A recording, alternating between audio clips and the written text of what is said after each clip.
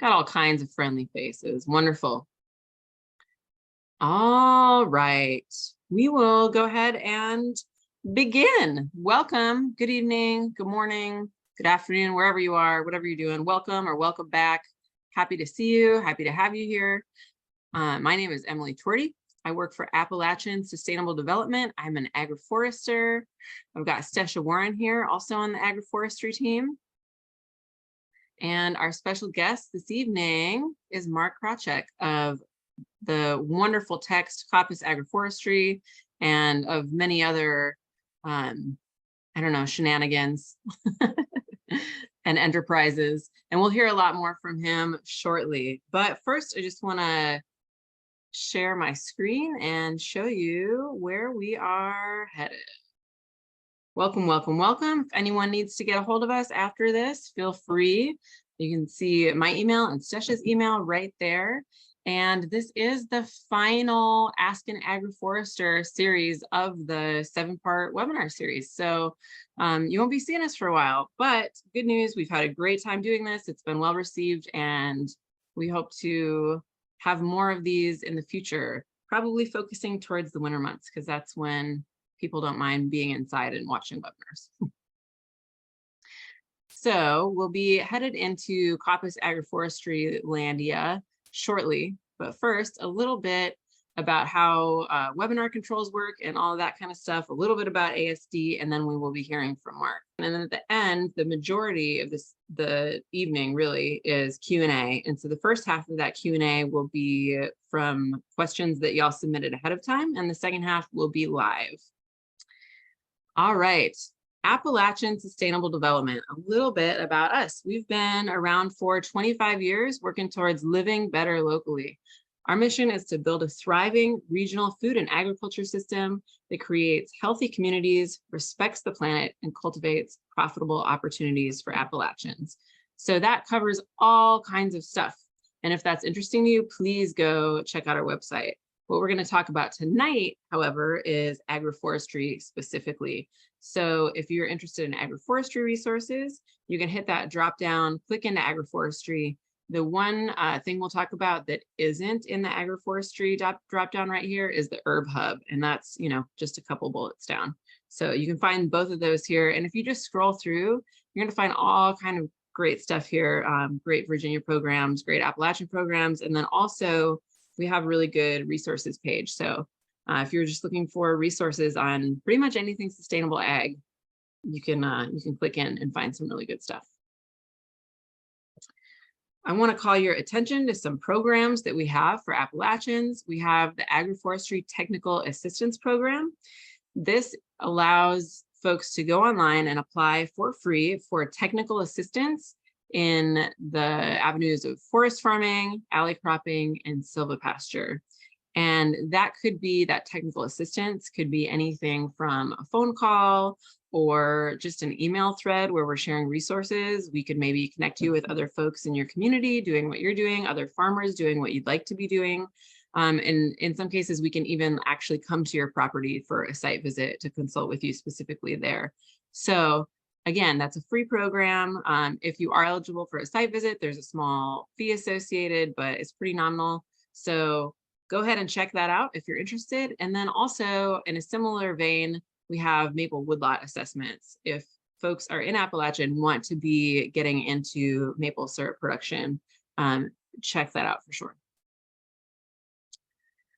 We are a part of an Edwards Mother Earth Foundation grant, formerly called Train the Trainer, now called Agroforestry Trainings for Natural Resource Professionals. So if you are someone who is in a teaching capacity with this kind of material, with alley cropping, silvipasture, forest farming, maybe you're in extension, maybe you are a teacher, maybe you're doing consulting work in forestry, this is definitely for you. We want to help get really detailed, more in-depth information out to natural resources professionals. So this has an online course that's launching at the end of the month. We've got in-person trainings, and we are putting together demonstration sites so people can see what this looks like on the ground. So agroforestry trainings for natural resources profession. You can check that out. Stesha is going to drop a link in the chat to where you can go to sign up for alerts for that. It's not going to sign you up for any other emails. It's just the alerts for this particular program. So if you want some nice in-depth knowledge, check that out. And if you're here, you're probably someone who is at least roughly in that same wheelhouse, because we're trying to answer the same kind of questions with this series that we're trying to answer with this whole training program overall. There's a lot of high-level agroforestry information out there, and it's a lot harder to find the in-depth stuff. So that's what we're trying to do. And it's a really great team of folks. We've got Savannah Institute, Interlaced Commons, Cornell, Tech, the National Agroforestry Center. It's honestly, it's like a pretty heavyweight team of serious agroforestry expertise. So these are going to be great. We are also a part of the Catalyzing Agroforestry Grant Program. This is a program that helps fund startup programs, or startup projects rather, in silvipasture and forest farming. So if you are looking to implement some of these and finding that cost is a real barrier for you, this could be a good program. Definitely check it out. We currently are out of funding for this, and we expect to get more soon. So applications are still open and are open on a rolling basis. So you can go ahead and apply, and we hope to be refunded in the fall. And then lastly, the Appalachian Harvest Herb Hub. This is a facility in Duffield, Virginia, that allows folks who are growing herbs to basically come participate in trainings. We have cost shares, we have shared processing equipment, we can help market for people, we can help aggregate small orders of multiple small orders from multiple producers to make one large order for a large buyer. So this is a really great program if you're growing herbs within, let's say, 3 hours of Duffield. This is a great thing for you. And also, if you're not growing herbs within 3 hours of Duffield and you're still interested in some of the trainings, marketing help, stuff like that, we still have programs to just help you kind of figure out some of that intel. So please reach out and visit that program online and check it out. Okay. I'm going to stop sharing. And I want to take a minute to introduce our guest this evening. So for those of you who are not familiar with Mark, let me read you a little bit about him. Mark Krawczyk, author of Coppice Agroforestry, has been fascinated with the art of coppicing and other forms of Resprout silviculture for the past 20 years, ever since apprenticing with British coppice worker Ben Law in his West Sussex stand of Sweet Chestnut. He spent more than 15 years lecturing, teaching, and working with landholders on agroforestry, permaculture, and small-scale forestry projects across the US, Canada, and beyond, and traveling in North America and Europe to understand the ways people harness trees' remarkable sprouting capabilities in a wide range of contexts. So I had the pleasure of taking, actually Sesha and I both had the pleasure of taking an online Coppice Agroforestry class from Mark this spring. And I just have to say, after, I forget how many sessions that was, like 7 or 8, it was a really great program through a platform called Regenerative Living Online, is that right? And hosted by Javin Bernakovich. And Javin and Mark were just such a great team, and actually really inspired us to work on this webinar series, because we just had such a good time attending those sessions and really enjoyed the Q&A format. But I reached out to Mark at some point, and he was just so generous about being like, oh yeah, let's have a phone call, let's talk, you know, we'll swap emails. And I really appreciate that. And a lot of the folks that we've had on the webinar series have been super generous. And I do think there's some vein running through the agroforestry crowd, that it's a lot of folks that mostly are really happy to share and just want to see this information get out there. And Mark is definitely within, I don't know, within that subset of folks. So I just really appreciate him being here. And I am excited to hear him speak some more, even though I just finished taking a whole class from him not that long ago. So that should tell you something. So yeah, Mark, please unmute yourself, maybe give a little intro and go ahead and take it away. Wonderful. Thank you so much, Emily. And course. also thank you, Stesha, and Appalachian Sustainable Development. See, I'm very impressed with how much organization you all have and how many support services and just how advanced it feels like you are in your region. So it's a pleasure to be able to contribute to that. And Thank you. Thank you. Happy to close out the program here. So should I just launch right into my content for tonight? Yeah, if you want to, do a little self-intro at all, feel free, but you can launch right in. I'm going to stop my video until you're done with your slides, and then I'll pop back on and we'll get into our Q&A. Great. Well, I mean, that intro, which I think I might have written, but I'm not sure if I did, because if I didn't, it sounded pretty good, actually. And but that did say a lot. And I'm thrilled to have the challenge of doing a 15-minute talk on this. And I'm going to really try to keep honest there. There's some really good questions that are already banked. And I know some questions that are going to emerge once we hit the live Q&A. And it's high octane. It's high octane. Yeah.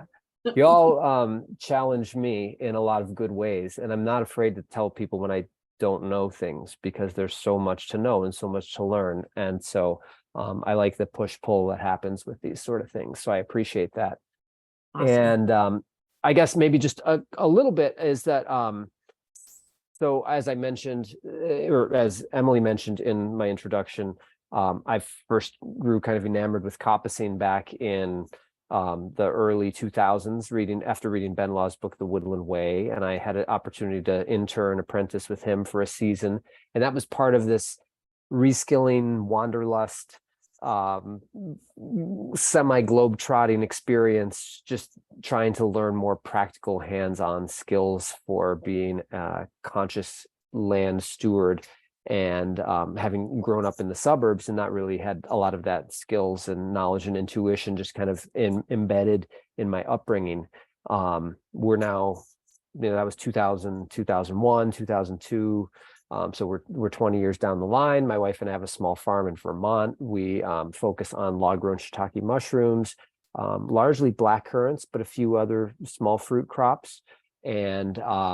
And then we're also kind of a demonstration farm of sorts. We do a lot of education, and we're just trying to really hone those small scale enterprises into something that can contribute to our livelihood and keep us on the land as much as possible. I also do some consulting, design, and teaching is something that really nourishes my soul and that I really enjoy. And so I also make my primary income from education. And so I am happy to launch into this and share my screen. And I'm going to probably speak quickly, as I often do when I get into this, because I often have so much I want to convey, especially with that 15-minute window that I'm going to try to keep within. But basically, so this is a process for me that really was a learning process that was ignited when I first read a book called The Woodland Way. I came back to the States in maybe 2003 and realized that there was very little conversation, very little knowledge that I could easily tap into that existed surrounding coppicing and the different ways people are applying it here in the US, Canada, like temperate North America, I guess would be the region.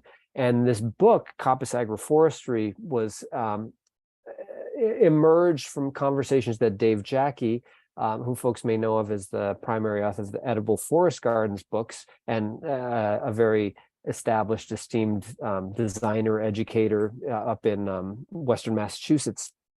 And I had just acknowledging the fact that there was kind of this dearth of information and resources when it came to how we might try to reapply a lot of this traditional practice that is still intact in Europe to our landscapes here in temperate North America. And in late 2010, we birthed this idea of writing the book that is now Coppice Agroforestry. We worked together for 7-8 years, a very long-winded process. that created a lot of good insights.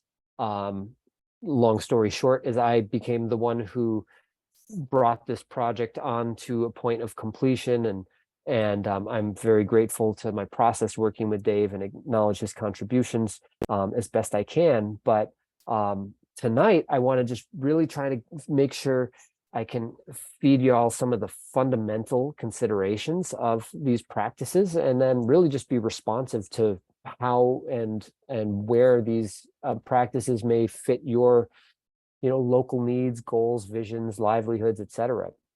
I can't skip into all the content without a very quick definition. My definitions of coppicing evolve relatively frequently, but I would say coppicing is the deliberate and repeated management of woody plants for resprouts by harvesting all the stems from a stump. And there may be a few conditionals there, but when we're looking at this top center image, we're looking at a willow that's been recently cut just a few inches above ground level. And then we see some new sprouts starting to emerge, which where I am in Vermont is something we're just starting to see on these coppice stools.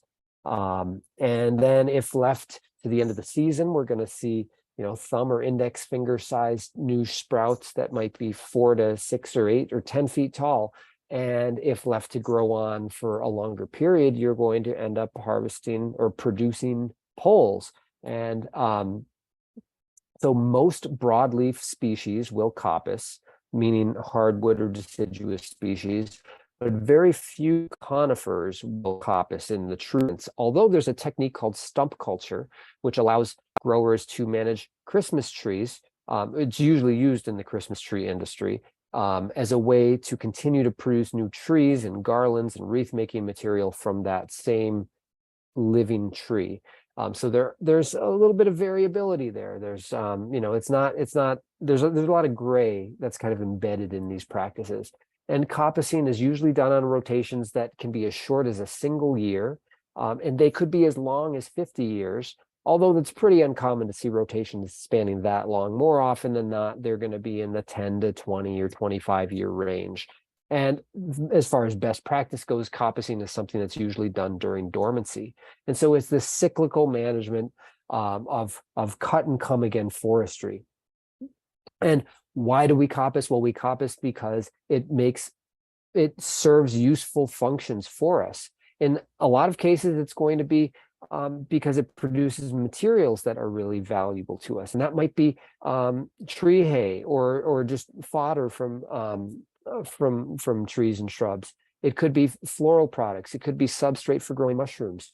It could be for cottage industry, cottage craft industry. It could just be biomass or fuel wood. But what we really explore when we delve into the relevance of coppicing and other forms of what we like to call culture, the art and science of forestry, but applied to management of trees and shrubs for the resprouts, is an economy based on pole wood, as opposed to that of saw logs, which is what we tend to be a bit more concerned with in more conventional forestry. And so I like to couch this as a complementary tool for those of us that work with trees and shrubs to think about all the other potential ways that we can make use of smaller diameter materials, recognizing that for the vast majority of human history, these types of materials have been the ones that have been most relevant and useful to the tools and the technology of people.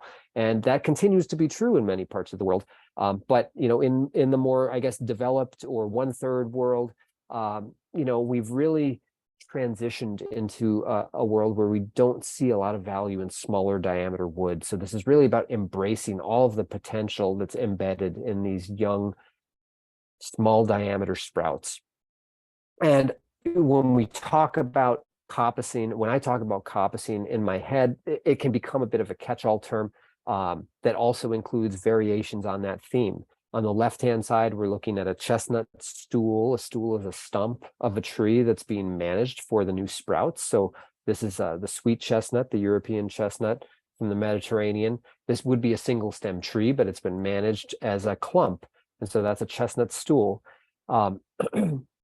There's a complementary practice called pollarding or pollarding. I say pollarding, but I think I'm wrong in my pronunciation. I just feel more comfortable with that pronunciation. It's very similar, but instead of managing for the sprouts down low at the base of the tree, in the case of pollarding, we're managing for sprouts out in the periphery of the canopy. And there's pros and cons to each of these techniques. With coppicing, it's very easy to harvest. It's at a comfortable, convenient height, or maybe it's not always comfortable, but it's a safe height, easy access, but they're very vulnerable to browse. And that is one of the challenges, especially with, early development of new sprouts. Whereas with a pollarded tree, it allows us to do things in the understory like graze animals, or just allow for more unfettered wildlife movement and pressure in the understory. So we can continue to grow wood, enjoy the ecosystem benefits of trees without having to worry about those new sprouts being vulnerable. But the harvest is a lot more complicated when we pollard. And so those are kind of these two complementary resprout silviculture techniques. And we can also think of those as just being points along a continuum of disturbance severity. And so we, in this graphic, we're moving from an undisturbed tree on the left-hand side to the most intensive pruning you could possibly do, which would be coppicing by cutting a tree down to ground level. And then all of the variations, and there's many gradations in between here that aren't even depicted, but we can kind of think of this severity of disturbance is what these practices are really all about. And there's a number of other variations like shredding and hedge laying, thumb culture, like I already mentioned, that also fit within that basket of resprout silviculture. So when it comes to the species that are part of our palette, first and foremost, we're talking about woody plants, trees, shrubs, and woody vines. And most broadleaf species, deciduous species or hardwood species, will coppice, although their longevity and their vigor are going to depend on all sorts of factors, including the quality of the site, the species, the age, and the timing. And as I already mentioned, few conifers will coppice, although there are a few exceptions to that, like the cypress, like the pitch pine, redwood. And I have a table here that y'all can refer to, after the fact, especially because I'm not going to list all of these off of some of the top or prime genera and species for coppicing. But we live in a part of the world, for those of us here in Eastern North America, temperate North America, where we have this embarrassment of hardwood riches, so much potential in these wonderful species that are native to this region and their ability to resprout. So getting into some of the nuts and bolts, an important part of this is when to cut. What's the optimal timing? And we generally aim to do our harvests when plants are dormant. And there's a few reasons for that. One is for the nutrient cycling, nutrient dynamics of the site. The leaves are have some of the highest concentrations of nutrients in the plant. So having them return to the forest floor helps ensure that we're helping maintain fertility on the site over time. Especially in cold climates where the ground freezes, this can really be helpful to minimize impacts to ground flora and forest soils, limiting compaction. We also don't expose that cut stem to the elements and potential disease, fungi, pests that may be more active during the growing season. And then we also give regenerating plants the entire growing season for those sprouts to develop and harden off before the following dormant season. And I have here fodder and tree hay harvest would be one obvious exception. If we're harvesting for leaves that we want to feed to livestock, well, we're going to have to break these rules and we're going to have to cut during the growing season. So that comes with some challenges that we need to navigate. In terms of what age is optimal, there's no definitive answer, but generally speaking, when plants are in their quote unquote adolescent stage, which I'm quantifying here is anywhere from maybe 5 to 35 years old, or 2 to 8 inches in diameter, that's kind of the optimal window for us to initiate coppicing. And that's largely due to the energy dynamics of plants when they're young compared to when they get a lot more mature. And so once your forest, if you are dealing with an established woods, starts to get 50, 80, 100 years or beyond, unless you have species that are known to be really vigorous sprouters, that capacity for them to resprout after cutting starts to really be limited. And your rotations can vary quite a bit depending on the product and the species. And I'm not going to read through all of this just because I have more information here that I can present in 15 minutes. But when it comes to but to kind of bring it back here in terms of when to coppice, ideally, the plant is well enough established that its root system is healthy and intact, but it's not so far along that the dormant buds that we rely on to generate new sprouts may have started to lose their viability or just become less frequent. In terms of where to cut, generally we want to aim to make our cuts as close to the soil surface as possible, and really not as close necessarily, but within a few inches of the surface of the soil. There are some species that you can actually cut like as close to the ground as possible, and your resulting sprouts are basically going to emerge from below ground level, and that is going to create very well-rooted new shoots that in some cases are going to develop their own adventitious root system that are going to help anchor them and increase their ability to absorb moisture and nutrients and just really ensure strong, healthy regrowth. But again, usually I aim for just a few inches above the soil surface. As far as how to cut, because once we start to cultivate a coppice stool, as you can see in this image here, the original cut on this corkscrew willow tree, well, we're going to get new sprouts that emerge from that point. And the stool itself continues to kind of grow and expand outwards over time with each subsequent harvest. And so we want to always cut in new wood, meaning we're never cutting back into the remnant stub of a previous coppice harvest. And I like to leave anywhere from a ½ inch to a few inches, essentially ensuring that what I'm pointing to with my pointer here, that the dormant buds that often lie below the bark, that we leave enough of a stem or a stub that we've got a decent bank of new dormant buds that are going to help generate those vigorous young sprouts. And as good practice goes, ideally we make really nice clean cuts. So, it's a little different than just harvesting a tree in the woods without thought to the subsequent regrowth that comes thereafter, because we want to really preserve the health and integrity of the coppice stool. And so the cleaner the cut that we can make, we don't want to make super ragged cuts or leave, strips of bark that get torn off from the stem, the better. And a lot of recommendations suggest that if possible, make your cuts sloping away from the center of that developing stool, so we just don't tend to accumulate a lot of debris and water and kind of rot out the center. And here's just a few examples of different coppice stools at our farm. We're only 10 years in here, and a lot of what we've been, well, not all of these. This is a eucalyptus. I don't know the species, in Santa Rosa, California. But eucalyptus is one species that's been used throughout Mediterranean and subtropical ecosystems that really responds well to coppicing. But you start to get an idea of what a coppice stool looks like. A lot of us have done this perhaps unintentionally and just dealt with the results of a cut that didn't necessarily maybe we're trying to kill the tree and it sprouted back. And so we intuitively kind of know this, but in this, when we coppice, we're doing, we're intentionally looking to facilitate healthy sprout development. Here's an example of the toolkit I like to use, depending on what I'm cutting.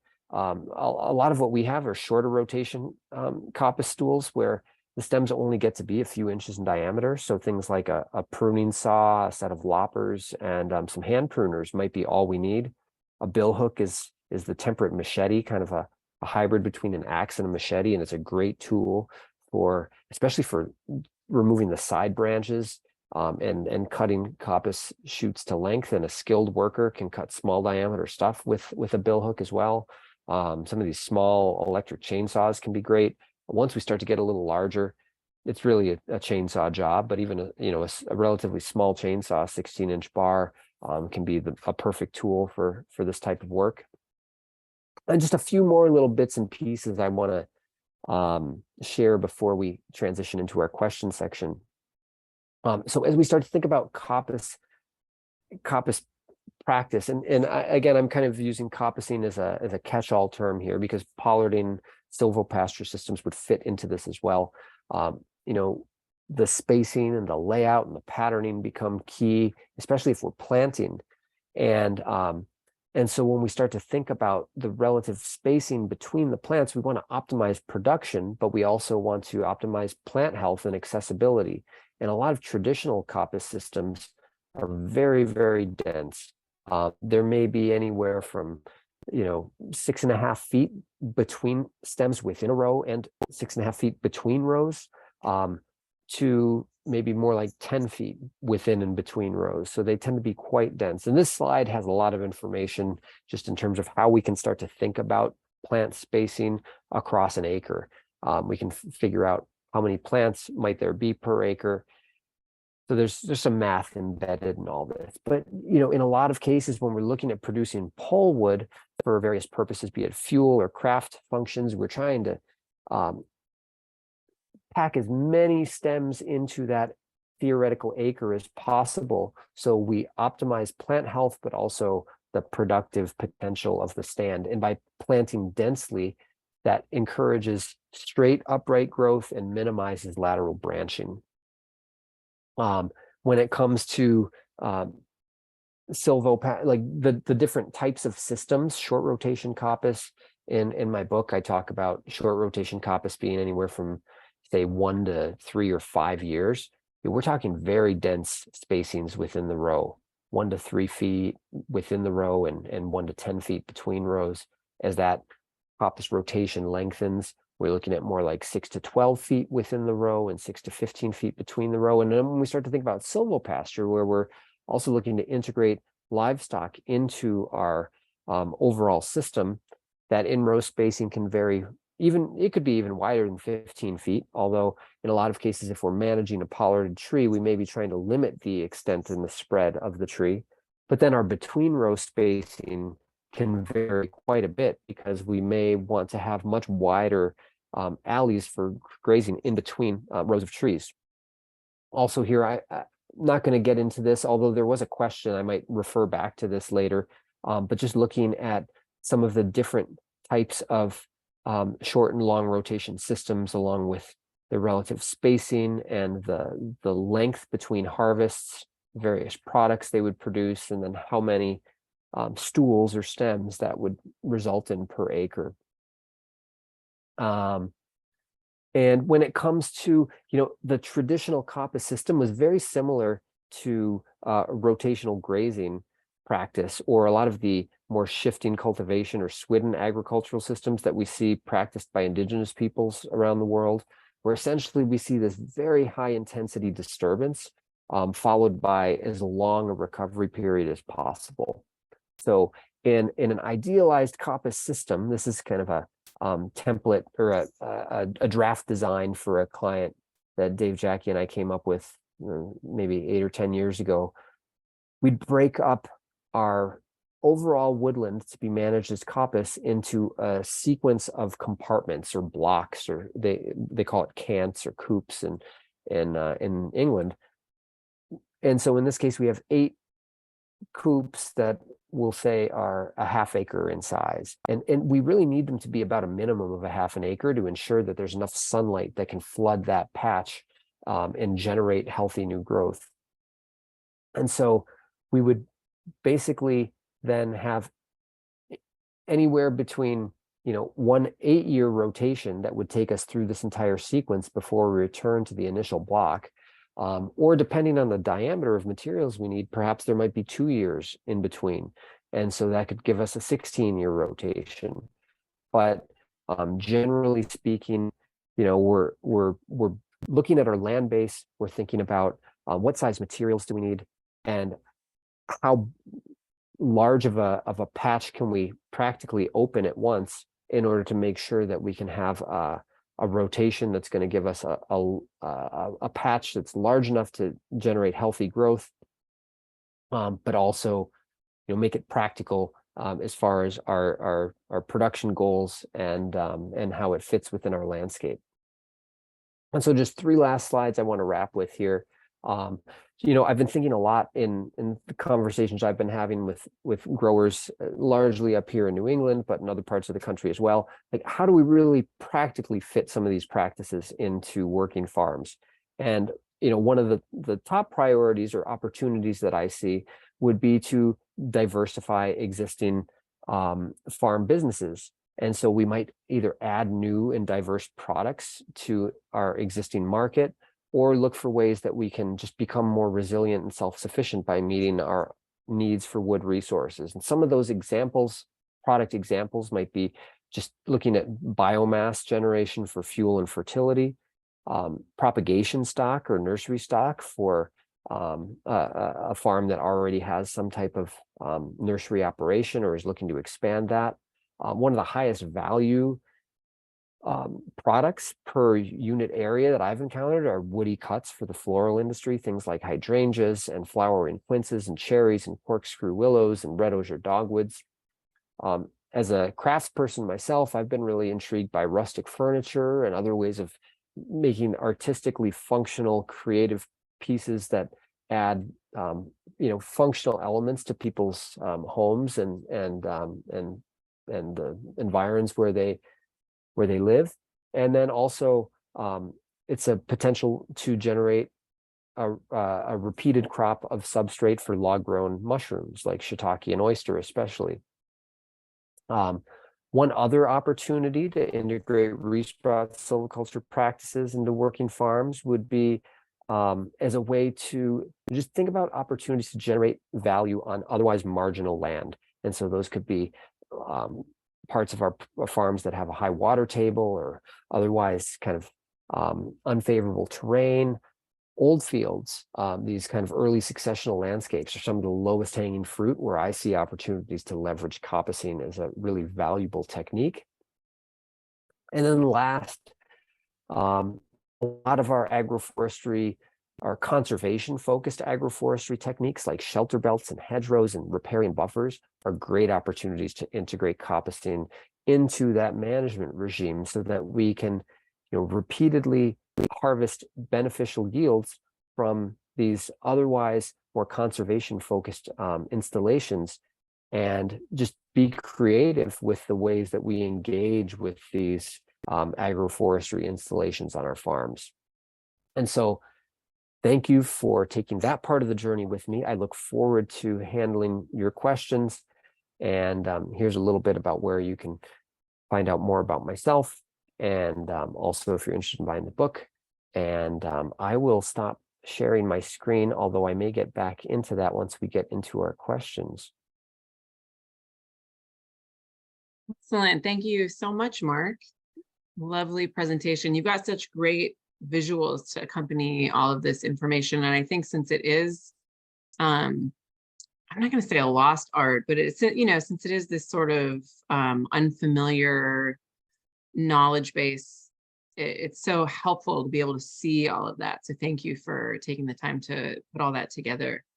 And I also love being a part of sessions that are, we're trying to do these deep dives in these sessions, but it's also really nice to get this just get started information. It's good to demystify things and also to empower people to just get started. So there's a lot of questions in that vein. So I'm looking forward to moving into the Q&A. But first, we have our quickfire rounds.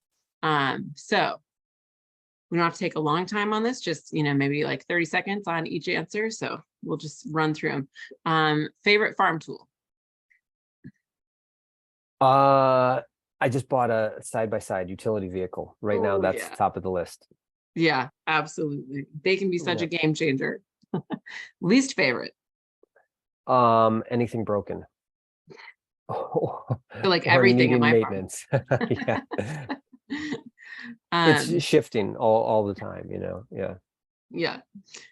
If you could have one item, not a monetary item, but one item for every time someone mispronounced or misspelled your last name, what would it be? I would say a chestnut tree that's happy growing on my site. Ooh, that's such a great healthy answer. Chestnut tree. Yes. You'd have a whole lot of chestnut trees, I bet. I would, and I don't right now. They do not like our heavy clay here. Yeah. Last song that was stuck in your head. Um, it's called Somebody Else's Guy by Jocelyn Brown. And Ooh, it's okay. been there since, yes, it is. It's pretty awesome. Highly You're the recommended. first person to have like a real solid answer. I've asked that one of everybody, and like everyone's been like, huh. And I always thought that everyone like me constantly had songs stuck in their head. So It actually, I thought about trying to sneak it into my outro of the Coppice Agroforestry ooh, class. It's been stuck in my head for a while, but okay. Maybe Stesha yeah. can find a link to that. Will you say the name of it again? She can drop it in for people to check it out. Yeah, it's a soulful tune. Yeah. You know, it's very upbeat. I'll type it in here. Somebody Else's Okay. Guy. Awesome. I look forward to checking that out. While you're doing that, do you think you'll write any more books? Maybe. I have a couple ideas, but I am in no rush. Yeah. Yeah. I bet. Did you feel like you like birthed the baby after getting that textbook done? It is so information rich. Like that is a straight up textbook, you know? When I was on the mailing list, and I remember receiving that and being like, dang, like I knew it was going to be full on, but it was like, it surpassed what I imagined it to be. My wife gave birth 3 months prior to the book coming out, so I will not compare it to actually giving birth. Probably wise. But yeah, it was a relief to I finally bet. see it. Yeah. I bet. All right. So we have our, thanks Desh for finding that. We have our prepared questions queued up and ready to go. And we've got a lot. So we'll see what we're able to get through, because I want to make sure we get to the live Q&A as well. And Great. yeah, there's already some good questions piling up there. So this is going to be good. All right. So we're going to start off with species questions, and then we've got management questions, fodder, and tools and materials. So we've got a lot to get through. All right, species questions. Are there some highly recommended coppiceable species of trees that have multiple uses? For example, bird habitat, forage, shade, human food, etc. Yeah, absolutely. And I am a big fan of anything that is going to give you a good, strong, reliable response. So willows, poplars, black locust, alders, things that are already in your landscape or are easy to propagate are some of my personal favorites. I feel like just adding, structural diversity to landscapes, flowering through various seasons. Mulberry is going to be another great one. Hazel is just one of those species that is kind of the cornerstone of a lot of traditional coppice as well.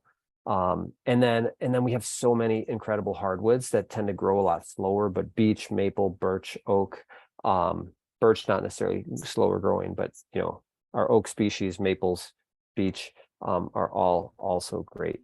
And but yeah, so much of what we live with already in these eastern forests are just really, really top quality. Excellent. Do any species stand out for the production of resprout mushroom logs?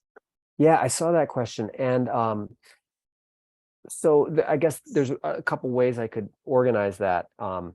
There's what's best for the specific species of mushrooms you're looking to grow. And because most of them will coppice again, because we're tending to talk about hardwood species. And so the top species are, oaks, hard maples or sugar maple, and hawthorn bean. So what we're often looking for is fast regrowth, and or not necessarily fast regrowth, but we're looking for that okay, let me back up for a second. When we're growing mushrooms, we grow shiitakes here primarily, and most of our shiitake we end up growing on hawthorn beam or ironwood. I think it's Carpinus caroliniana, I believe the Latin on that. And it is very dense, but it's very slow growing, like a stem 4 inches in diameter might be 60 or 80 years old or something. So that's not a species I'm going to think about coppicing, unfortunately. If you're in a place where oaks grow readily that would be a great species. We have, red maple grows a lot faster than sugar maple, but it's a much lower quality. So oftentimes we have this trade-off between, fast growth, but lower density. And so I can't say for certain, red oak might be one of the sweet spots for like, balancing faster growth with pretty good performance. When it comes to oyster mushrooms, one of the things that got me really excited about poplars, willows, box elder, cottonwoods, all those soft hardwoods, is that they're actually good substrate for oyster mushrooms too. And I've been a customer of Field and Forest products in Wisconsin for our mushroom spawn. There's a lot of great producers, but they have fantastic tables if you're just trying to pair, wood species with different mushroom species as substrate. And the last thing I'll just say on that is that I've found that while I would love to get to a point where we have, coppice production for mushroom bolts on our farm, that there's so many forests around us that need thinning that in the meantime, I don't really need to worry about that, because I can go in and do some timber stand improvement and not necessarily be concerned with planting or growing or tending our own. Alder might be a good option too for shiitake that kind of balances that fast growth with coppiceability. So I'll leave it at that. Nice. Any species that you'd like to see more experimentation with, something maybe kind of underrepresented in the coppicing world? The temperate coppicing world, we'll say. Yeah, well, I guess there's a couple ways we could approach that too, which is like, any type of selection or improvement of the genetics. And then there's also opportunities to find value in it. Because I like to think about, when it comes to the economy of polewood, it's really about creativity. And so that's about whatever you have. And so I guess it's kind of a cop-out answer, but I would say is whatever species is most maligned where you are. I would encourage you to explore the potential to add value to it and embrace, because that's often what happens is the invasive species in our ecosystems tend to be really good sprouters. They tend to be very persistent. And if we can, instead of fighting them all the time and resorting to chemicals, find ways that we can glean value from them, I feel like that's perhaps the most elegant way we can learn to partner with them. In the worst cases, we kill them. So like in my landscape, it's common buckthorn, and I actually don't know what the honeysuckle species is, but like I would love to come up with good creative ways that I can make use of the honeysuckle. I've done a little bit with common buckthorn, from carving spoons to, we've used it for firewood for a number of years. And both of those species have decent browse for livestock. I've also heard buckthorn may be a decent substrate for shiitake. So I guess this is the challenge to all of us, is to find value in the undervalued species that are already out there that are really good sprouters and great candidates in the landscape for using these techniques. Yeah, around here, the low-hanging fruit is oyster mushrooms and ailanthus. That's the thing that comes to mind immediately. But I just appreciate your emphasis on creativity. I think a lot of times in these fields, people really want like an answer, like capital A answer to a question. And a lot of time that answer is like, try it out and report back, And I think we need more people to really take that to heart and be willing to go do it and report back and share their experiences in the chat, if you will. So yeah, thanks for that. I read the example about fish weirs and redbuds, but I don't see a redbud discussed much. Do you like to use it? And if so, how? I don't know about the redbuds as part of the fish weirs. Was that in this? I don't know if we have room for the back and forth. No, on this that. is, since it's from the anonymous submissions, I'm not exactly sure. Is that, I assume it's there was hazel was what I think of when we talk about the fish weirs. And so because I don't know much about redbud being part of that. Redbud's a very cool species. I don't know a lot about the potential for it. it's marginal here. So I can't really say a lot about Redbud, unfortunately. But I'm sure there's some great potential for it. But when I think about what I'm hearing in that question was that some of the most early evidence, archaeological evidence of Coppice in Europe were these prehistoric fish weirs, these woven wattle kind of fences that were embedded along coastal areas that were used to guide fish and eel in at high tide to traps or pools where they could be collected when the tide receded. And so I think that's what they're asking about. But I thought a lot of that was hazel. And so and hazel is one of those species that has been, widely utilized because of its value as a weaving material, especially on a rotation of like 7 to 12 years or so. Excellent. So kind of piggybacking on that, are there any interesting species and human interaction stories you'd like to share? Species and human interaction stories. So probably, and I have to think about that for a second. Can I pause on that one and maybe come back to it? Okay. All right, Well, we're okay. gonna move. But this isn't a coppicing species, but something that I thought was very cool, and it works into this whole polewood economy, was when I first started to delve into coppicing and traditional woodworking. I got into green woodworking and traditional hand tool type woodworking. I was at the in between stops on my learning journey. I was at the Museum of Natural History in New York City, and I saw this diorama of, I don't recall the tribe, but they were from the Pacific Northwest in the US. And they were, it was, this diorama depicting a traditional camp, and they had felled a Western red cedar tree. And if people are familiar with red cedars, they're massive trees, and they're known for just being super reliable at splitting perfectly along the grain. And that's one of the practical techniques we use a lot in these traditional craft circles, is riving or splitting. And what was neat about it was that the need to crosscut was very challenging for people back in the day, because you had to use some type of axe. It wasn't necessarily challenging, but that was much more difficult than ripping along the length of the grain. And so what they were showing was someone was tending a fire and managing the fire. Like, the tree was already down, but they were using fire to cut through the tree along its length. But it was very easy for them to just drive wooden wedges in and split planks out. And so I thought that was really fascinating. You can't coppice Western red cedar, but redwood is actually very similar in terms of its performance and properties. And redwood is one of those exceptions that you actually can coppice in the true sense, the coast redwood. Yeah, very nice. All right. Okay, moving into management questions. How do you figure out a rotation to work with? Some of this you've already addressed, so feel free to, grace through whatever you'd like.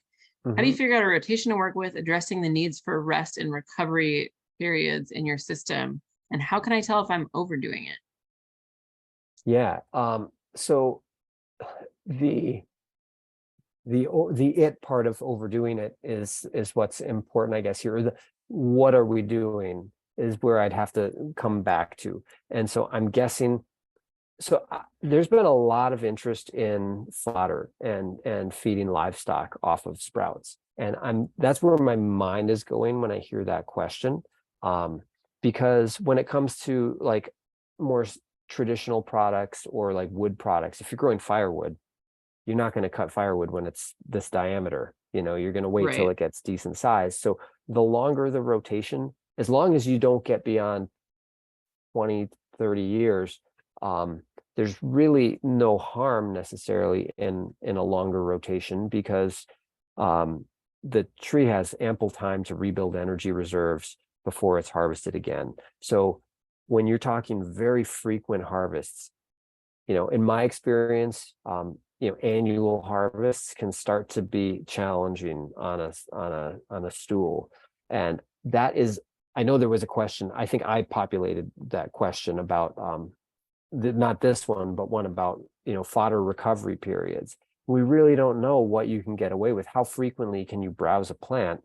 Can it happen twice a year? Every year?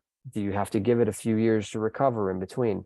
I don't know. We really don't know. The only way we do know that is by pushing things too far. And so if the overdoing it is by getting it browsed too much, the other questions are like, well, how heavily does it get browsed? And how young is it when that happens? And so some of that we really have to figure out for ourselves. There isn't a lot of good information when it comes to the state of the art. But I would say, like, if when it comes to tree hay or pollarded trees that are cut, in either cut and carry, like fed fresh, or there's the whole tree hay side of things where you'd be, drying and then feeding out during periods of feed deficit.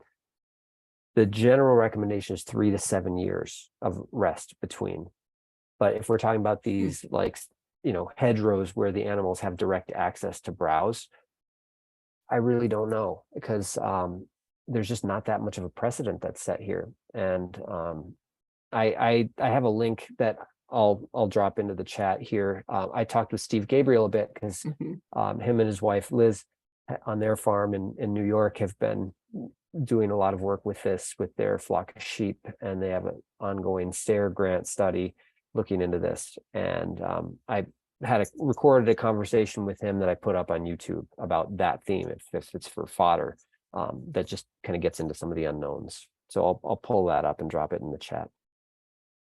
Yeah, and I have watched that, and it's a good session. So whoever's wondering this, definitely check that out. And we'll have some more fodder questions in just a minute.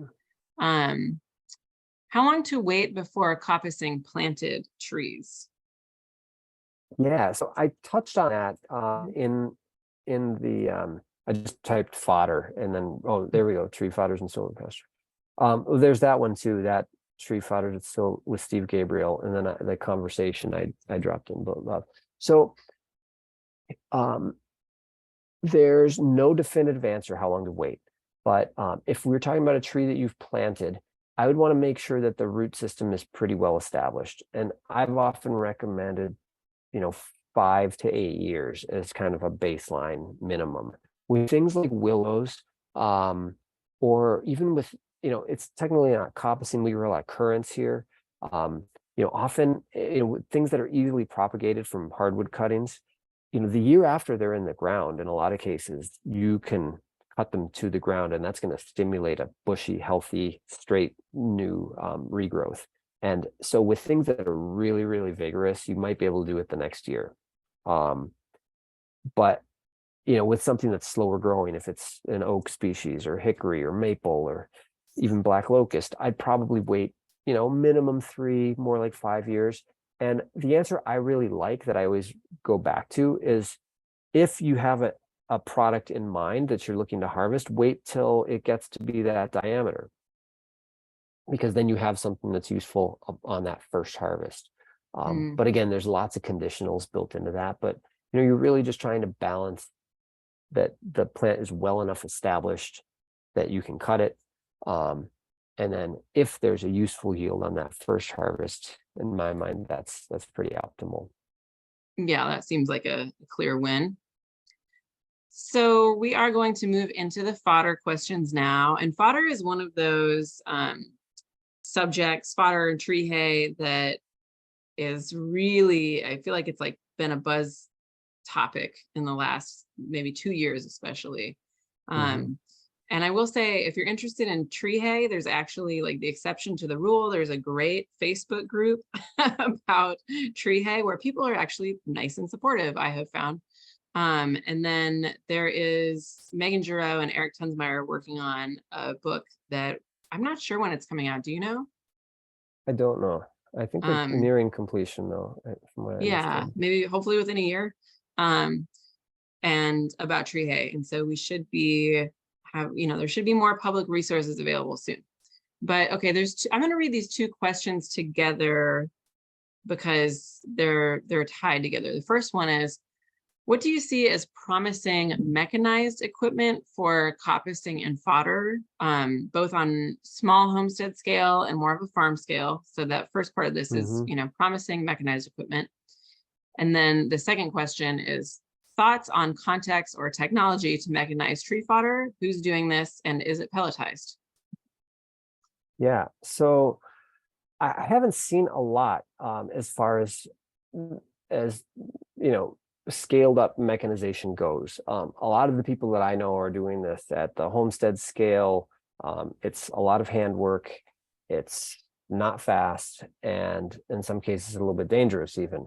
I'm going to just share my screen real quick because I Please. pulled up a few images for that. So like when it comes to, when I think of traditional tree hay fodder, this is what we often see, or people with axes like standing 6, 8, 10 feet off the ground in a pollard bowl, BOLL bowl, the head of the tree, cutting it. So some of the most exciting videos I've encountered come from Poplars and Willows, New Zealand. I think that's the name of their YouTube channel, and they've got some great videos up. And they are looking at extending, at augmenting the feed available during the dry season, using a lot of poplars and willows, as you might expect. And they've got some creative ways of going about harvesting. I mean, this is mechanized certainly, but it's basically a homemade cherry picker on a tractor mounted set of forks, and you've got somebody driving and operating the tractor, and someone else up in the bucket doing the harvest. In the Coppice book, I included a case study with a vision for a system conceived by Lauren Lyondike using a boom mounted flail mower, where his design concept was exploring mulberry. I think it was mulberry as an alternative to alfalfa in Central California, where water has become such a limiting resource for agriculture. Sure.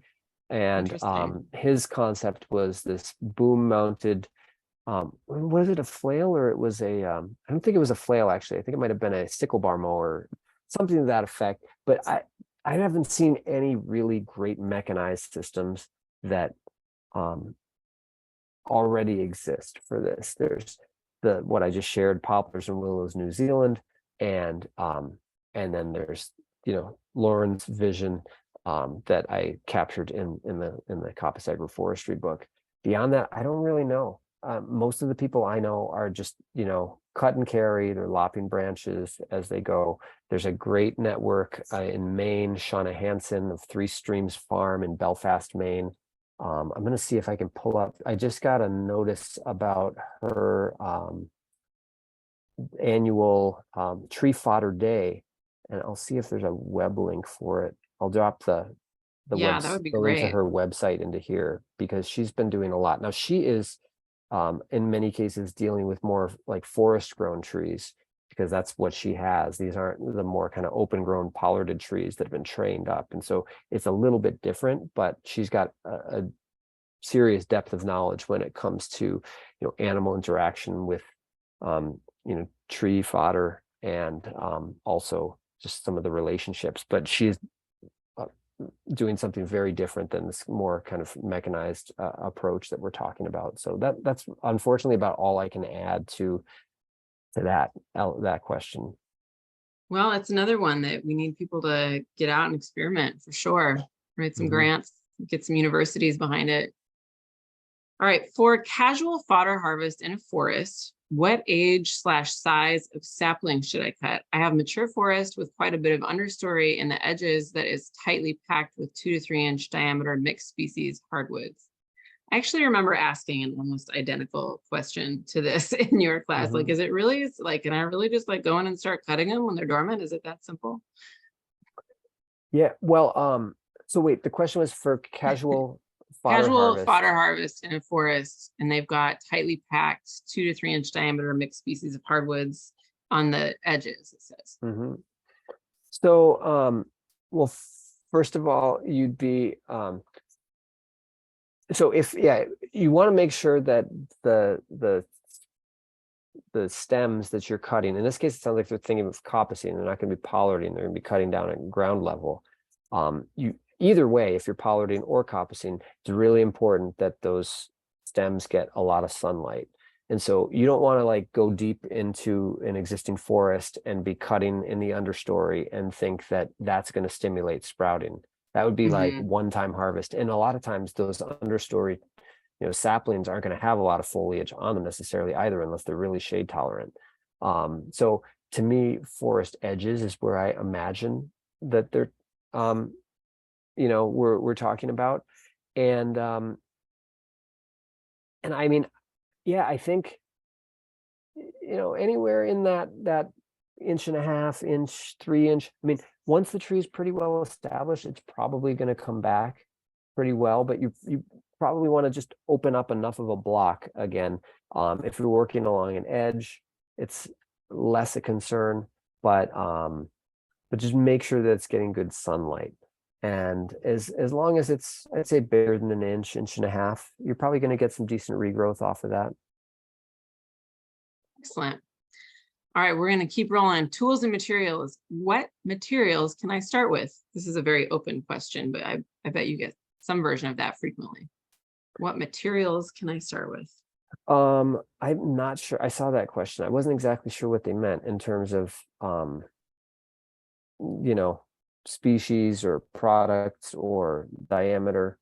So I'm kind of guessing this is more geared at tools, like what, maybe like what's the starter toolkit? Yeah, probably not. You don't need much, I would say. I mean, a chainsaw is pretty handy because once you start to get bigger than a few inches and you're going to do much cutting, it's nice to have. One of the great things about coppicing is that they're usually small stems. So some of these more lightweight, electric chainsaws could be a great option. But otherwise, I find a nice pruning saw is really good. I'm a fan of the Silky brand pruning saws, which are more expensive, but they're high quality, but also maybe, more appropriate for pruning fruit and not as necessary for, timber and things like this. And otherwise, again, if it's small enough diameter, loppers are great. But in terms of like tools, you don't really need very much. A bill hook can be very handy, especially for the side branch removal where you're just kind of flicking off side branches and things, but you really don't need very much. I like to organize cut stems into bundles where the butt ends are all kind of lined up together and just throw them on a shoulder and carry stuff wherever you need to get it. So this flows into the next question, which is, outside of tools, what other useful infrastructure is important? Curing sheds, etc. So I'm guessing if we're in the fodder realm, that comes back to, are you looking to dry this and then feed it out in winter? And I'm really not an expert in the fodder realm. I've dabbled and gleaned some stuff, but honestly, for me, it hasn't felt very practical. We've had a small flock of sheep for our family's needs, and we have plenty of grass. So in a lot of cases, and this is what comes up in that conversation I had with Steve Gabriel, is that, a lot of cases, fodder ideally is a side benefit of trees in your landscape that are also performing other valuable functions like shelter from sun and wind or winter protection. And that fodder just becomes a way of kind of adding some diversity to animals' diets and also perhaps, meeting some other nutrient needs that might not otherwise be met in the pasture. But for infrastructure, for more craft-based coppicing, I mean, you really don't need much. When it came to, like, I learned chair making from a man named Mike Abbott, who's a really talented woodworker in central England, and he just had these amazing canvas covered whole wood tent structures, and we had no electricity. It was a shaving horse, spring pole lathe, and there's assorted tools you need, like a froe and a draw knife and things like that, but not a lot. It really does depend on each specific, end product. But that's one of the great things about it. Like if you're trying to dry wood very carefully, you want to dry it, out of the sun and direct wind in a shady spot. But even that, it doesn't necessarily need like a drying shed or anything if you give yourself time to do it. Got it. All right. Quickfire round 2. So do you have any secret talents? Secret talents. Well, I like to play the bass. Ooh. Excellent. It's a good anything musical, I always feel like is a great secret talent to have. If you were going to be reincarnated as an animal, which one? My mind went to the honey badger right away. I don't know if I had more time, I don't know, but I'm gonna go with honey badger. Can you say a little more about that? A little bit about why? Well, partly, I guess, because the honey badger, one of the first videos that I remember going viral was somebody doing a thing about the honey badger. And so that was the animal. But the honey badger doesn't give a fill in the blank was the, kind of the theme of that video. So, I don't know, to a degree, I think we could all use a little more of that. I still want to give some of those things, but Yeah. So as a honey badger, what makes you want to irrationally throw a tantrum?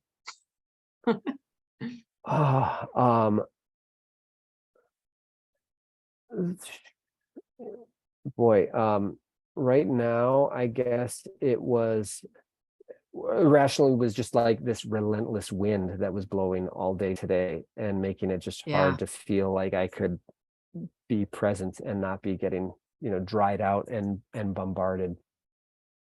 Wind does that to me every time. And in Virginia, where I am, it's like all of March and most of April is just wind season. It's just like makes your eye twitch after a while.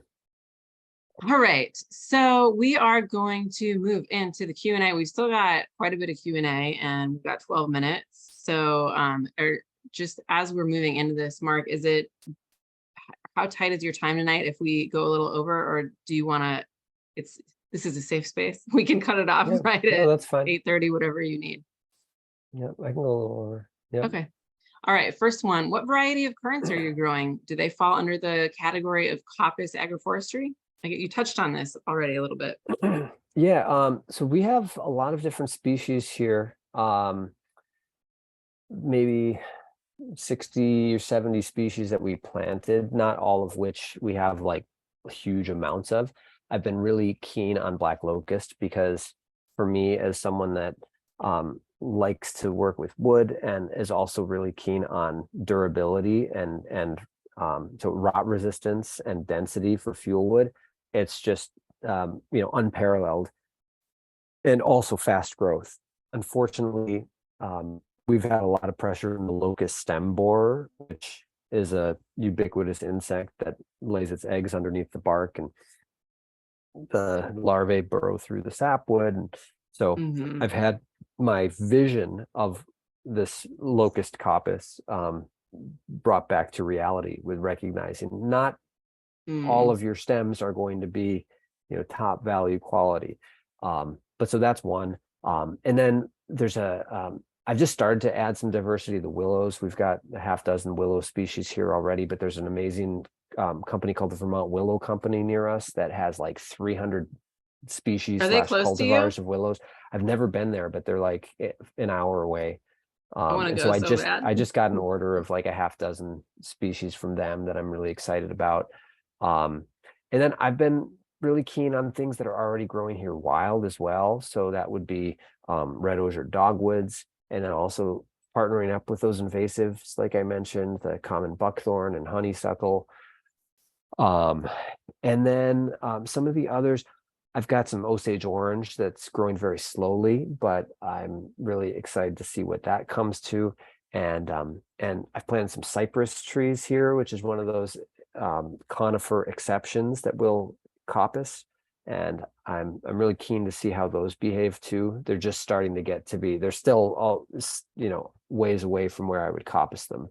And I've also been integrating nitrogen fixers into some of our berry plantings, thinking about some of that syntropic agriculture, chop and drop mulch stuff, and that would be things like seaberry and Siberian pea shrub and a few others, autumn olive. So there's that side of things, and then last I'll toss in. I've not really capitalized on it yet, but the potential for like woody cuts, like I mentioned earlier, the floral products, corkscrew willows. We've got lilacs, a lot of wild plums, which have been great too, just in terms of like the clonal nature of them propagating and grafting onto those. It's a long enough answer probably, but those are some of the ones. Yeah, what's funny is I probably misspoke, but I what actually meant, and I really wanted to hear all that, so I didn't stop you. But the question was actually, what varieties of currants are you growing? Currants. Oh man. So a lot of what we have is Titania, the black currants, Titania, which has been an amazingly productive species or cultivar on our site. We have Nancy May. I started to add a few others, black currants a few years ago, and then we have Red Lake, red currants, pink champagne currants, and white imperial currants. But the Titania black currants have been amazing, but I really need to diversify our genetics, just because now we have, several hundred clones of, that. The second part of this question was, do they fall under the category of Coppice Agroforestry? That's a great question. No, but yes, in my mind, because really, I think that if we think of coppicing and all these other techniques as just a horticultural management technique, then absolutely. And one of the questions that came up in that online class was someone was saying, is it possible to do this more continuous harvest from a stool? And that is exactly how you manage a lot of these berry crops by pruning, is that you always, what I learned is that I'm always keeping 3 to 5 first and second year canes or shoots. And so every year the plant's getting renewed with new first year canes, then you've got second year and third year. And so it's very similar. And the idea is very much the same. Technically, I don't know that it is, but yes, I was also talking with some friends, because some of our stands are a little dense, and I didn't realize that blackcurrant leaves are used as tea, and there's some cultural traditions that a lot of people hold dear, and so that was one yield that we were thinking of starting to add to our product line. And in that case, maybe it would make sense to coppice some of these denser patches, like every other plant or every third plant or something, and just get this really lush, fresh leaf production. Sure. Oh, that's really cool. All right, next question. What do you look for in a fro? I see lots of them on eBay and Craigslist, but I don't really know what I should be looking for. Yeah, that is a great question. I love that question. So I would shy away from buying a used fro. And the main reason for that, so when I worked at Country Workshops, which is a traditional woodworking school in Marshall, North Carolina, that they're no longer offering courses, but they had one that they had designed, and a local tool maker made it. And it was very nice because the ferrule, the eye, I don't know if it's actually called the ferrule, but the eye of the tool. So a fro is basically a long wedge with a handle that is lodged into a cylindrical steel eye socket, and so you can pound it into the end grain of wood and then lever back that wedge, and you can guide a split along the length of a piece of wood. Usually you're using smaller diameter wood when you're using a fro. So satisfying to watch people use that tool. It's amazing. Yeah, it's so much fun. And so they had, it was a very well-made tool. The thing when you could buy like these, beautiful historic tools, but if they've been, if the socket has been shaped by a blacksmith, you'll often get more of a tapered shape that might be a little bit irregular, and it can just be trickier to match your handle to that opening. And so I made a bunch because I taught woodworking classes chairmaking classes for a number of years, and I just bought steel tubing, cut them to length, and then welded it on to a piece of spring steel from old pickup truck that we hammered out flat and then ground bevels onto. So I made a bunch of froes that work really well. And so that's an option, maybe to go to just Cool. your local welder, and they might be able to make you a really nice tool. Nice. Unexpected answer. Fodder question that we've already touched on, so I'm going to move past that. Okay, I read about the popularity of coppicing sweet chestnut in Europe. Why isn't it used in the States? Or is it? What's so great about this species? Yeah, well, so we have so much more plant species diversity here in temperate North America than they do in continental Europe. And my understanding is a lot of that's due to the nature of the mountain ranges, because ours tend to run more north-south and theirs are more east-west. And so following as the glaciers receded, it was very difficult for a lot of those species to make their way up and over the mountains. And so whereas like they might have a couple species of maple and a few species of oak, like my understanding is there's like 18 species of oak in Pennsylvania or something, and we have, you know, a half dozen maple species, and we've got sweet gum and tulip poplar and you know, so many different species. And so Yeah, we're still lucky. yeah, they have 15 hardwood species or 20 native hardwood species max, I think, in most of Europe.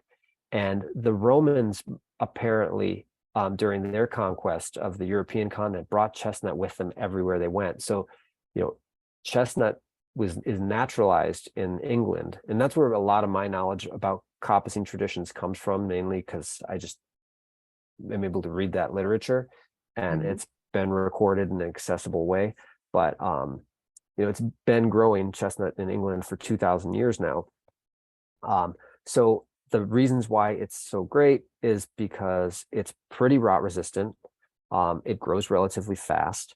It, you know, also produces nuts, although it seems that nut production is definitely diminished when you're coppicing. Like you're not going to get, we were cutting 18-year-old stuff where I was working, and there was almost no nut production among those 18-year-old sprouts.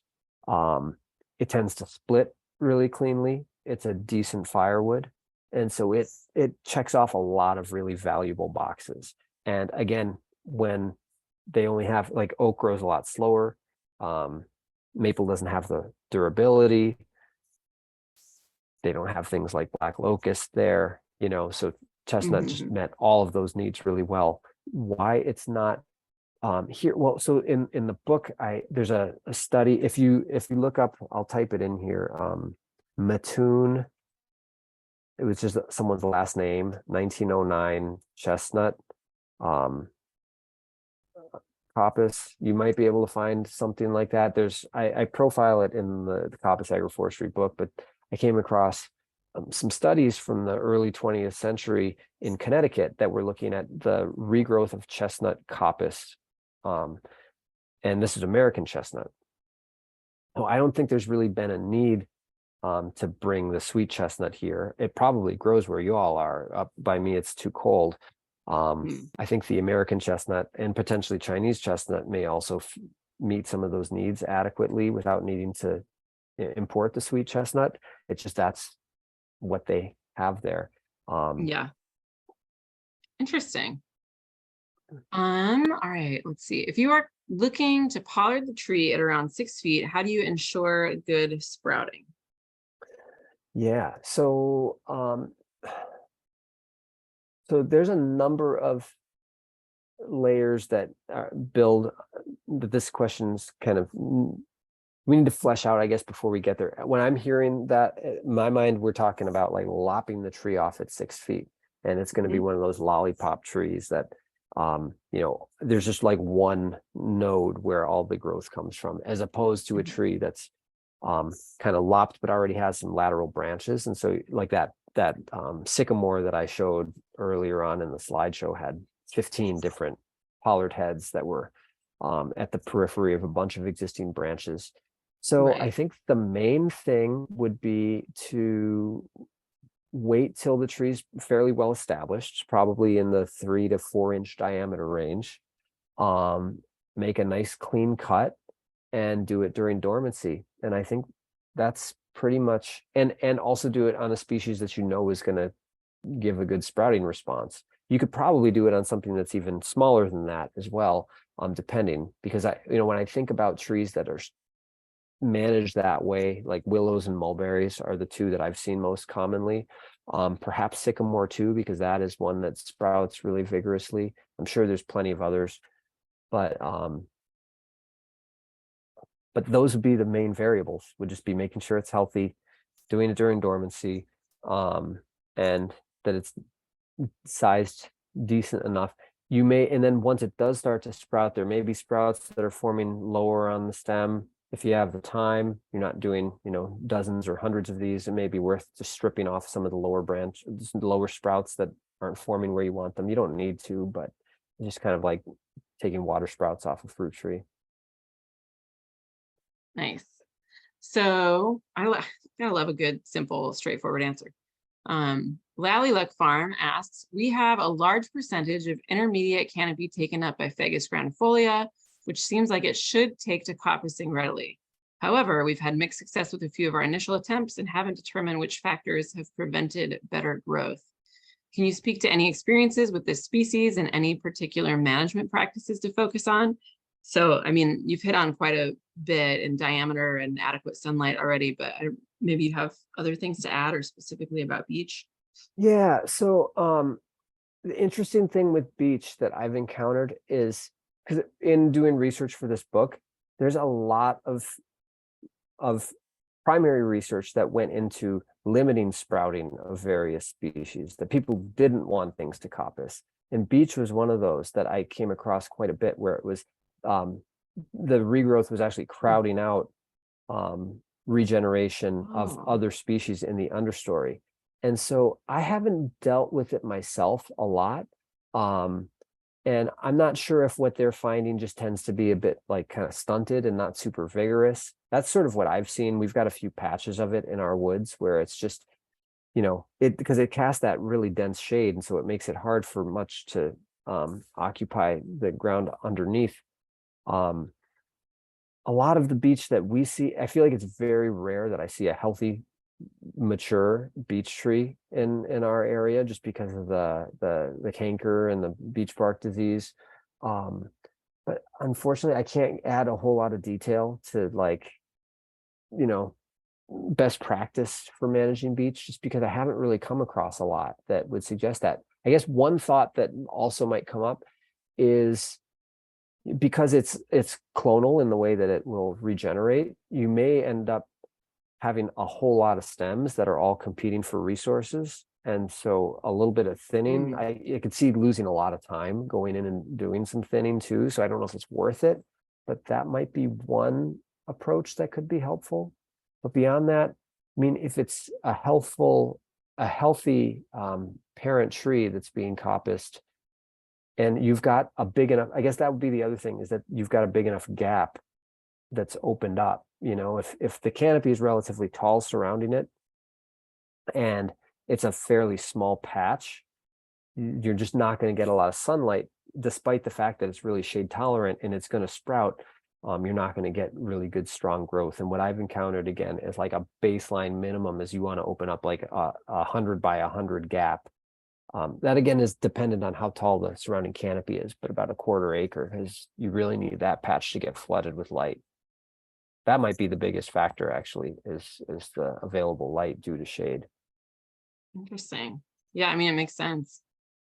All right, Wynn asks, do you have any resources for information on the nutritional value of the bark/outer layer of these woods? No, I don't. There's a table in the book that Dave Jackie compiled in the appendix that gets into some of the edibility uses, but there's nothing in that table that gets into like specific nutritional data. Nice. And I see a little response in the chat from Lally Luck saying, thank you for the great response. I'm going to think about our patch dynamics with the rest of the edge spaces and overstory. All right, Brian Hummel, what do you think about growing fuel for biochar? Absolutely. I think that can be great, especially if it sounds like biochar is something that you want to produce. And so I think coppicing is a fantastic way to get to that, especially if the diameter meshes with, what your objectives are. I just been doing very small scale biochar production here in pit kilns. And so all of our prunings and stuff end up going into stockpiles that will add to the biochar kilns when we get time to do it. And so I don't necessarily know what specifically your approach is, Brian, when it comes to, optimal size, but it feels like a no-brainer to me that it's really well paired with that. Strongly agree. Stephen Wilder asks, is coppice for edible leaves, e.g. linden, treated any differently? No, it's not. I guess the main thing would be, again, coming back to that, your rotation length and how that kind of gets built into things, because one of the benefits of coppicing is just limiting the stature of the plant, that you're able to kind of keep it at a more human accessible level. And so, you wouldn't necessarily want to do that every year again, like we were talking about. And so how you kind of build in a rotation where there's enough recovery period in between. Yeah, I'm not really sure what the tolerances are with linden or basswood, but I would intuitively think you'd want to make it at least every other year, if not every third year, just not to exhaust the health of the stool. And so that would be the only other factor I would see. What's the word I'm looking for? I don't have a ton of experience doing it, coppicing for edible leaves either, so I'm projecting a little bit, but yeah. After taking the other class and listening tonight and just, listening to your Steve Gabriel video, this is just a question for me. Do you feel like you kind of like have to start doing more like fodder production just because people are like, there's just so many questions? Do you feel pressured to do that now? A little bit, but not a lot, because I'm okay with because not you're a honey knowing badger. all the answers. Yeah, I'm okay with not knowing all the answers. And and there's only, to me, the idea of like lopping branches for animals off of trees that are providing other ecosystem benefits as they move through the landscape is really appealing. Or adding like supplemental feed for animals, like hedgerows that are primarily functioning to just provide them with some shelter, etc. That I really like. I don't see, it's hard for me to wrap my head around the viability of like trying to grow significant amounts of fodder and deliver it to animals in a way that's efficient when we have all the haymaking equipment. The cost benefit to me is hard to wrap my head around. And so I'm eager to learn from other people on that and do what's been working for us, which has been pretty low intervention, just turning them loose on things that I don't care about, and or lopping and doing cut and carry stuff to supplement. Gotcha. All right, we've got 3 questions left. These next 2 are locust specific, so we can kind of hit these together, I think. Stephen Wilder asked, what diameter black locust pole is needed to produce a good fence post, accounting for green versus heartwood? Yeah, so one of the things that's great about locust is what all the resources I've encountered suggest is that once you start to get significant heartwood developing, which I'm going to guess, I don't exactly know what that point is. Like I've even cut, 2-3 inch stems that have a good proportion of heartwood. But once you start to get beyond maybe 10 years, from what I understand and what I've observed, you really only get just, 2 to 3 sapwood rings. And it tends to maintain that. So the vast majority of the stem, once it starts to get, into that early or mid-adolescent stage, tends to be heartwood. I think that was the question, right? Yeah. Yeah. So it should be quite a bit, but you're going to have to wait, I would say. And I mean, you're not going to really, that's not a fence post anyway, 2-3 inches. So I'm thinking in the 5 to 6 inch range, at kind of a minimum for a fence post. And especially, once things start to get a little bit bigger, in a lot of cases, you can cleave it in half or rive it in half and then get 2, depending on what your needs are and in your rotation length. But up in my climate, I'm thinking about 15 years feels like a realistic rotation length for a fence post. I've heard in this area the number is 9 to 11 thrown out for folks interested that. in black locust fencewood production, like at scale. But Yep. yeah, I don't know if That that's makes sense. in your completely climate, anecdotal. I think. That's all we have in many cases, but that to me seems realistic in your climate. Okay, next locust question. I planted a bunch of black locusts from seed last winter. How big should locusts be before you coppice them for the first time? Yeah, so that's one of those questions that I would also give the cop out, it depends answer, because it depends. It depends on what you want to grow them for. So if I was growing them for firewood or fence posts, I would wait till I'd wait till they're the size I want to harvest. That's what we're doing here is we, planted 6-inch seedlings.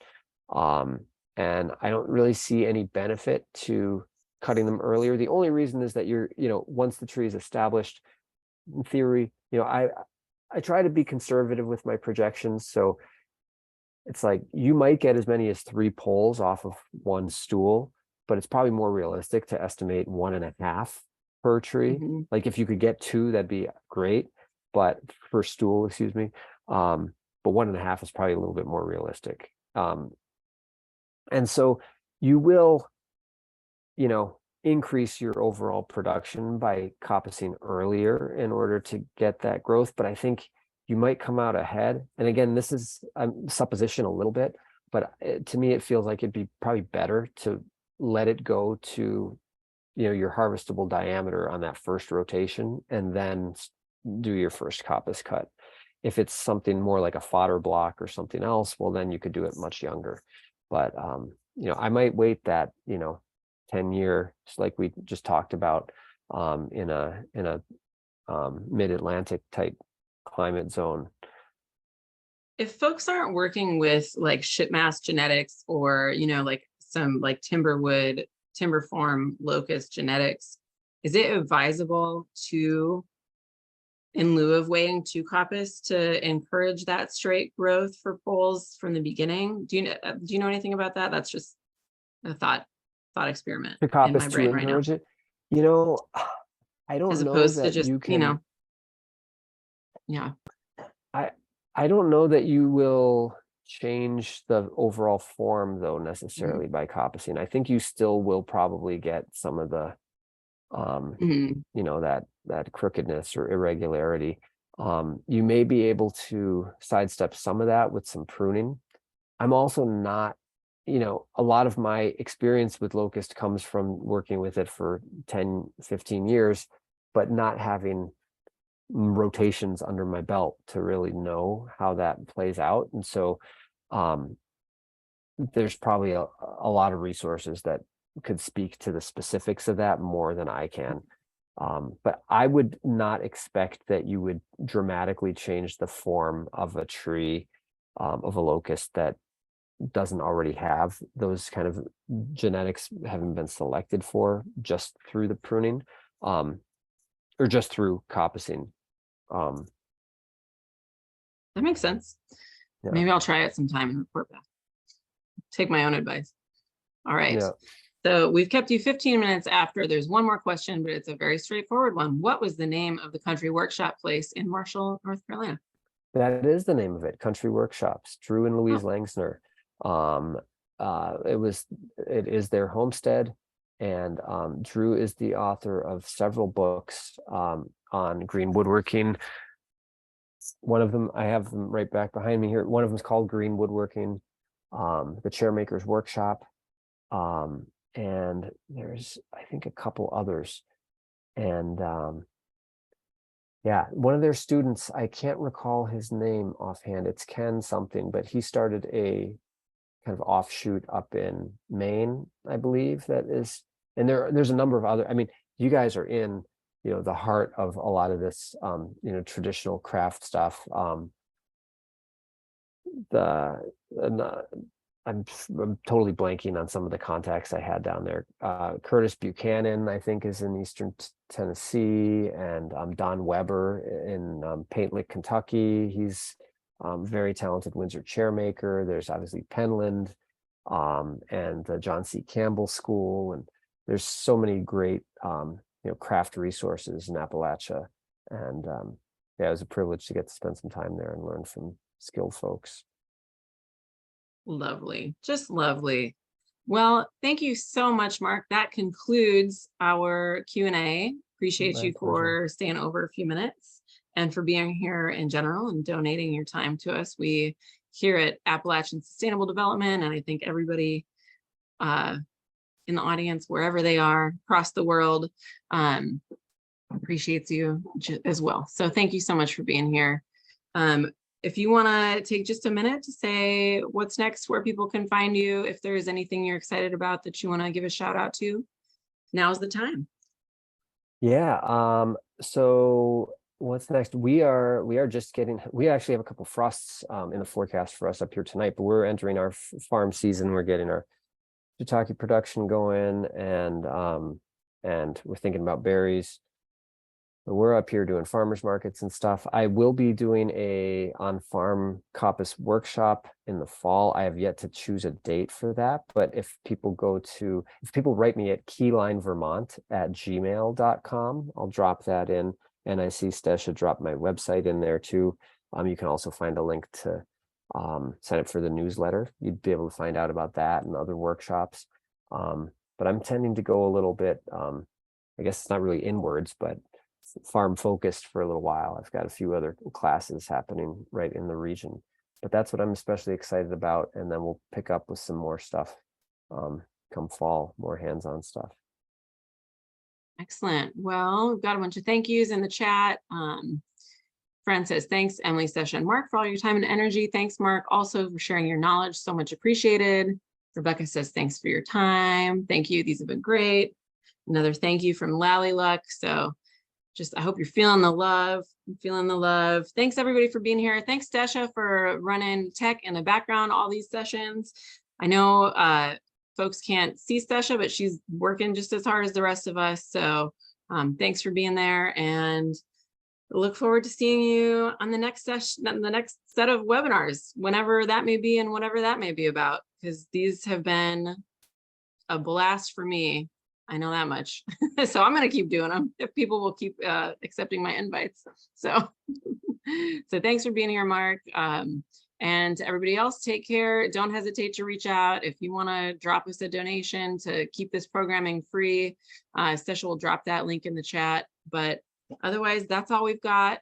Appreciate you all the agroforestry love out there. So thanks everybody, and have a wonderful evening. And keep doing what you're doing. Take care. Thanks.